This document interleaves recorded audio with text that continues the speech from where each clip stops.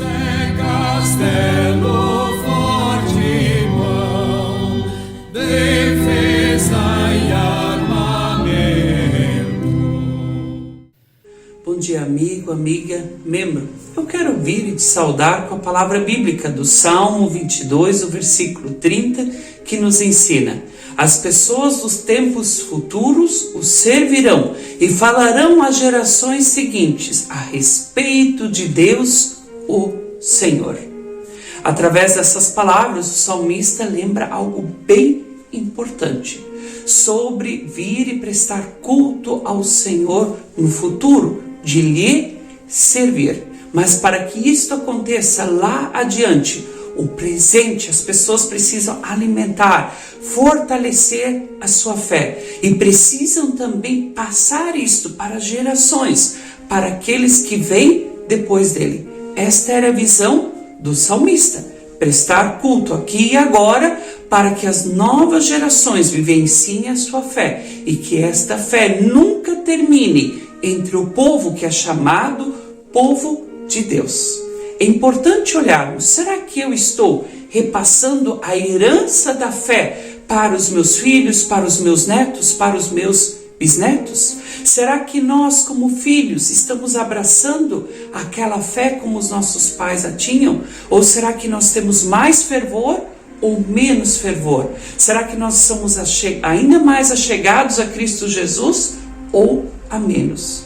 É interessante. Muitas vezes eu observo filhos que brigam, que lutam pela herança que os pais lhes deixaram, mas a herança material. Muitos deles não se preocupam em manter a herança espiritual. Quantos são aqueles que não seguem a religião dos pais e, pior ainda, que muitas vezes não têm mais fé? Quantos são os pais que deixaram para trás uma herança de participação nos cultos, nos grupos, de estar ali atuando e trabalhando voluntariamente?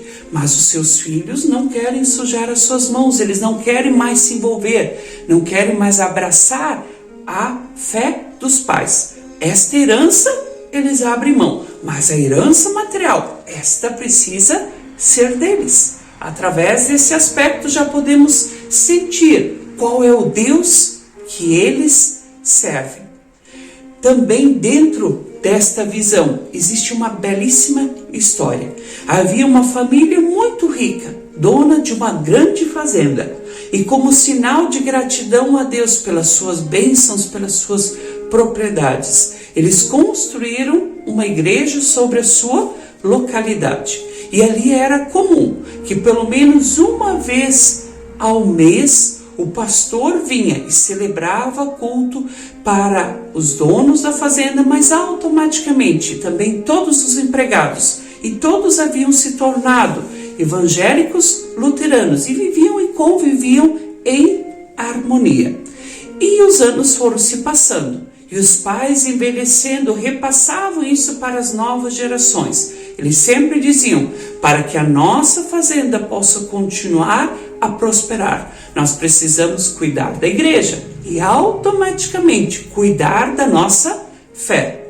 O casal de idosos faleceu. A geração que veio depois, o filho estudado, não dava muito valor à fé. Ele permitia até que o culto acontecesse, mas ele não participava. Somente os empregados estavam ao lado do pastor. Ele não se preocupou em reformar a igreja, somente em cuidar da casa. No entanto, como ele gastava muito dinheiro com coisas desnecessárias, em pouquíssimo tempo, a fazenda estava perto da falência. Mais uma vez, este filho também faleceu. E quem assumiu agora foi o neto. E ele relembrava muito bem dos ensinamentos que os avós haviam deixado.